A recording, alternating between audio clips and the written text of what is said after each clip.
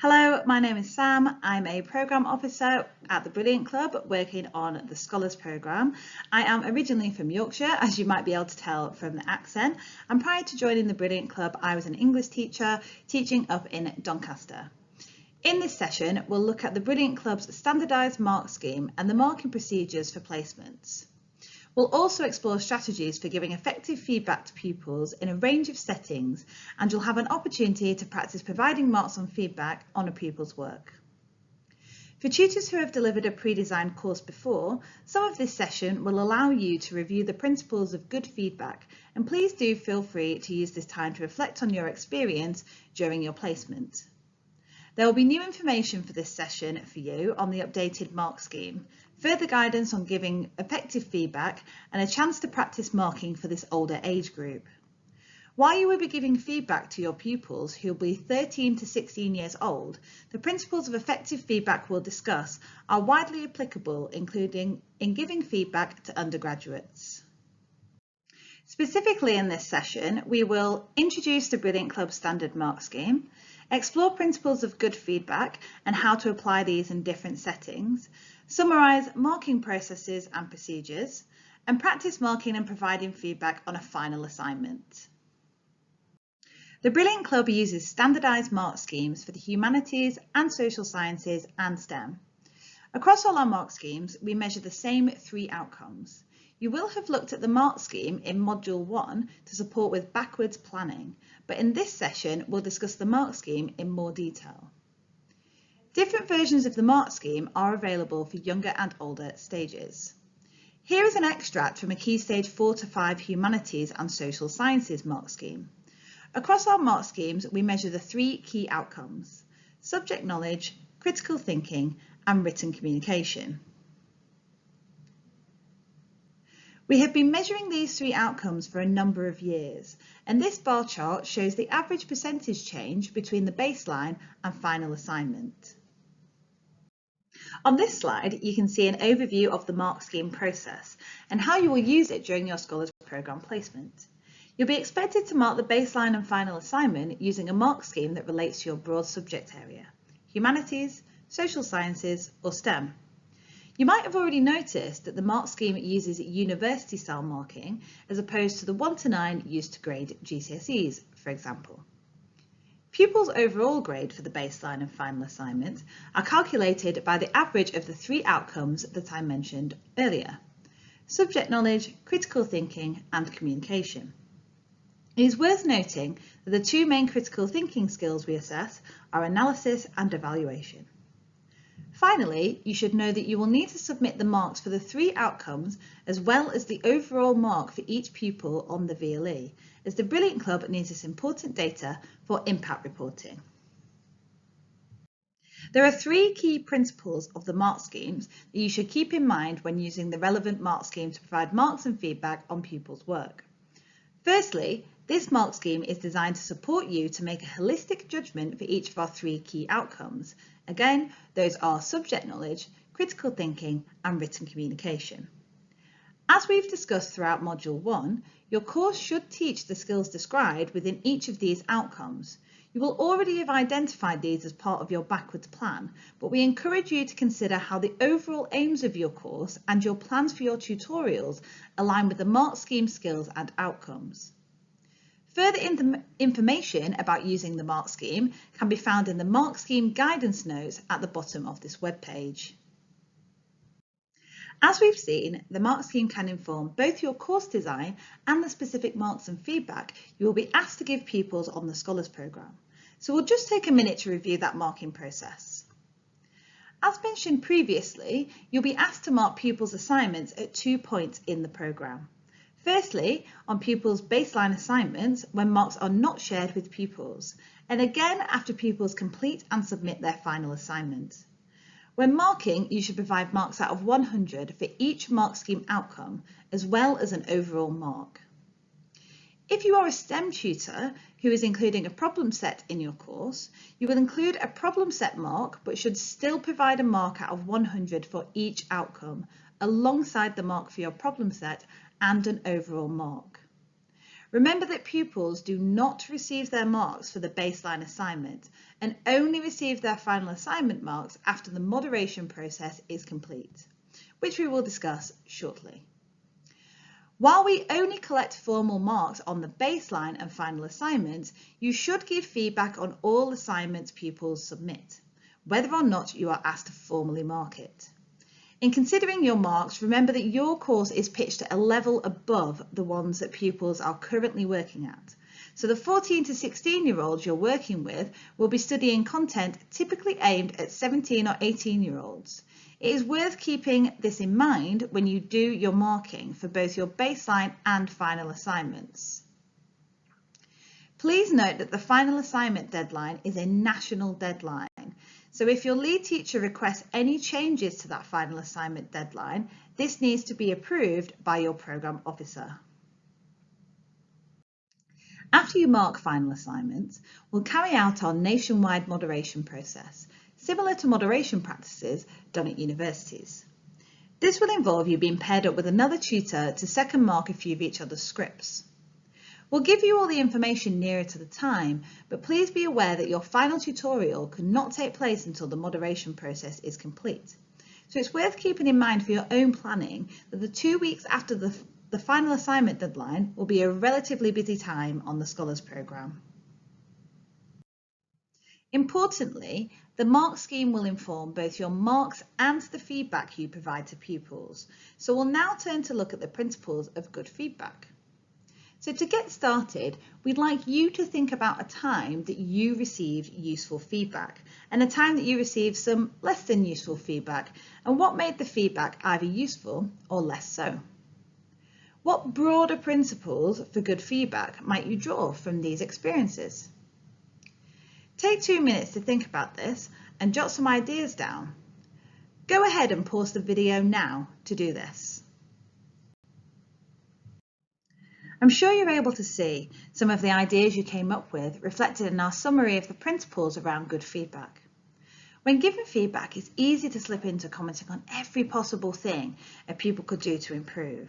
However, we encourage you to praise pupils for what they have done well and select a few specific suggestions for improvement that are actionable. There are many things that pupils could do to improve an assignment, but the most effective feedback will focus on the handful of things a pupil can do to improve most significantly. One strategy you might use is 2 stars and a wish, where you share 2 things that a pupil has done well and 1 thing they can improve on. In suggesting what a pupil can improve on, it's most important to think about which academic skills you identified as being most central to your course during your backwards planning. We also encourage you to craft your feedback in pupil-friendly language. Remember that pupils will almost certainly be doing university-style work like this for the first time on the Scholars Programme, and they may be less confident in their ability to engage with new and challenging concepts, or may be nervous about getting feedback from you as an expert. You can help pupils engage with their feedback by using pupil-friendly language and pointing to specific ways that they could improve.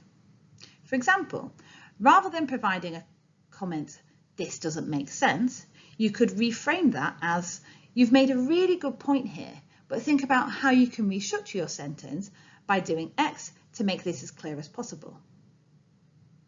Pupils will be more able to readily identify what they have done well, but also where they can improve. Some pedagogical scholars advocate for seeing feedback as an opportunity for a dialogue.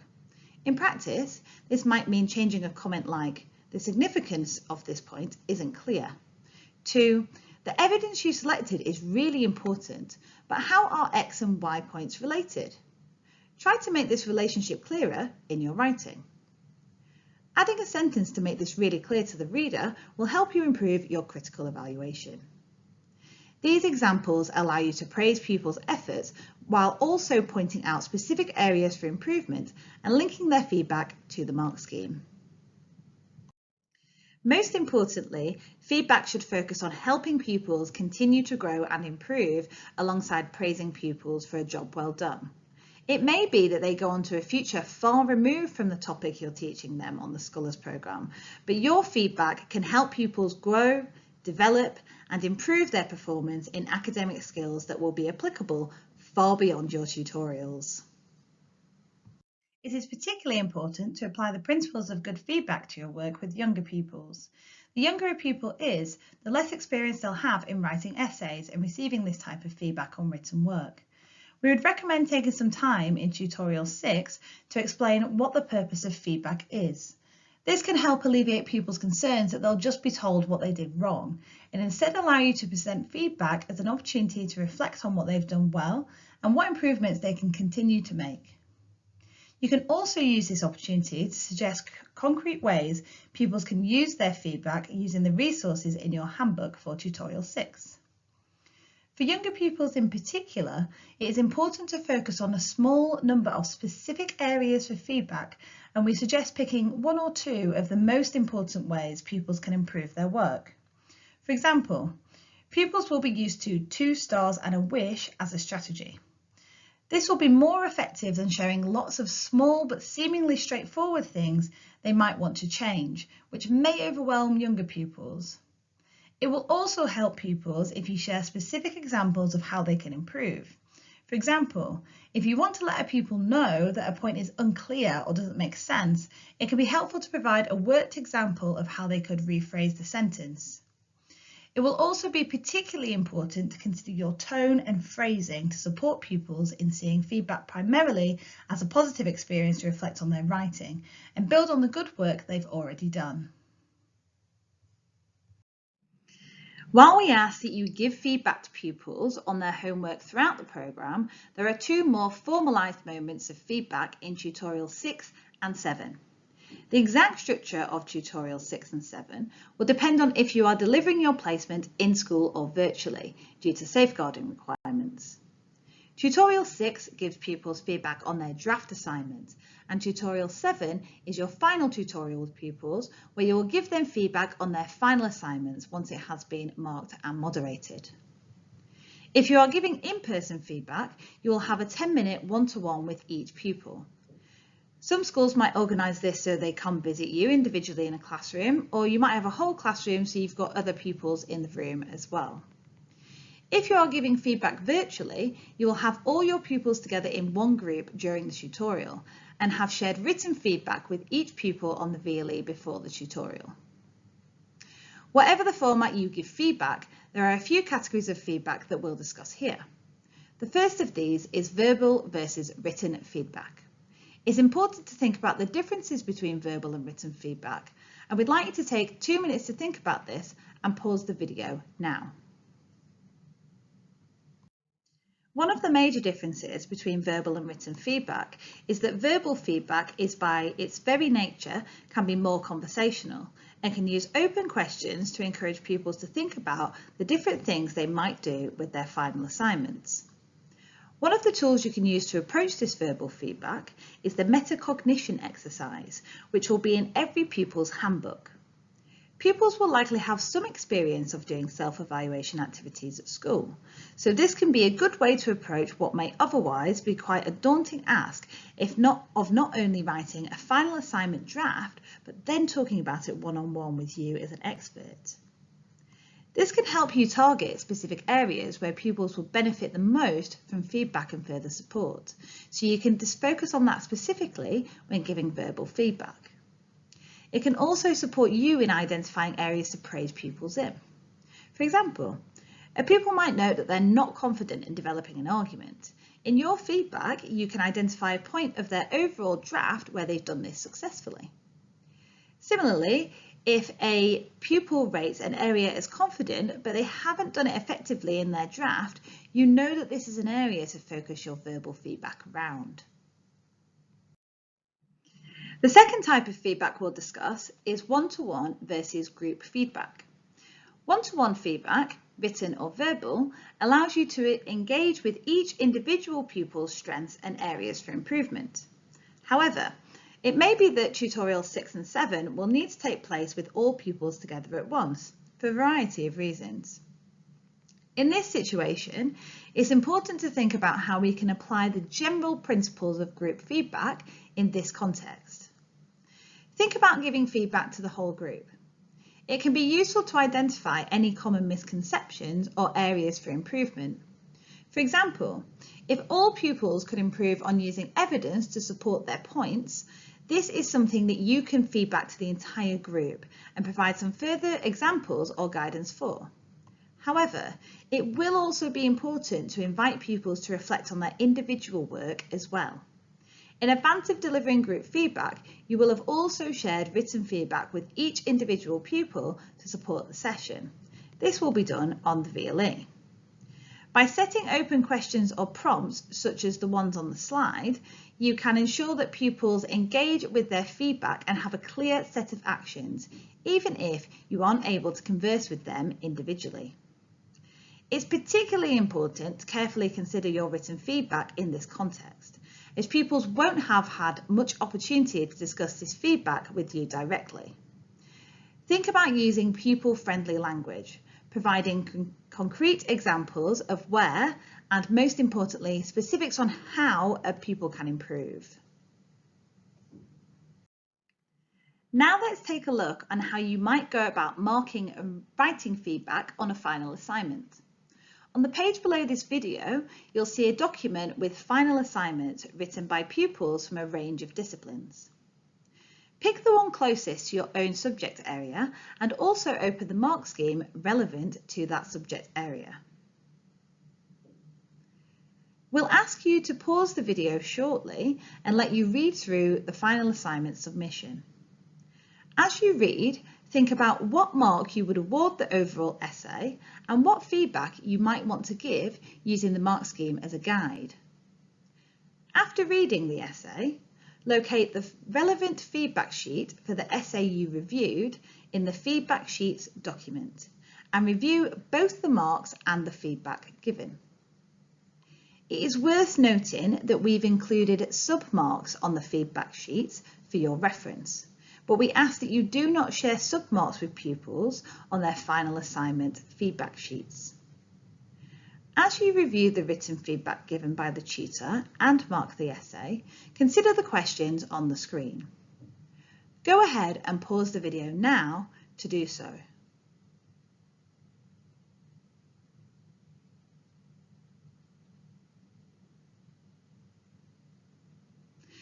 While you may not have agreed with the original tutor's feedback or marks completely, you will have had a chance to explore how some tutors have put the principles of good feedback into action. It's important to remember that there may have been some contextual factors that have influenced how a tutor has approached marking their pupils' essays. For example, not having the opportunity to fully discuss referencing with pupils, or knowing that a specific pupil has additional learning needs that impact their writing. You will of course be aware of this context for your own pupils, and you will have the opportunity to share it with the tutor moderating your scripts too. If you'd like to practice marking and giving feedback further, use the links on the webpage to select another final assignment to independently mark and give feedback on. There's also a blank feedback sheet for you to use if you wish. This brings us to the end of your final required module for online training for the Scholars Programme. Please ensure you complete the exit quiz at the link below to confirm that you've completed this training. Please also ensure that you have completed the Brilliant Club's Safeguarding Training session, located in the Introductory module and Module 1 of the Scholars Programme training. Our teaching and learning team will be in touch soon to share further information about the course design process. We look forward to having the chance to review your course plans and see all the wonderful topics you'll be able to share with pupils in school.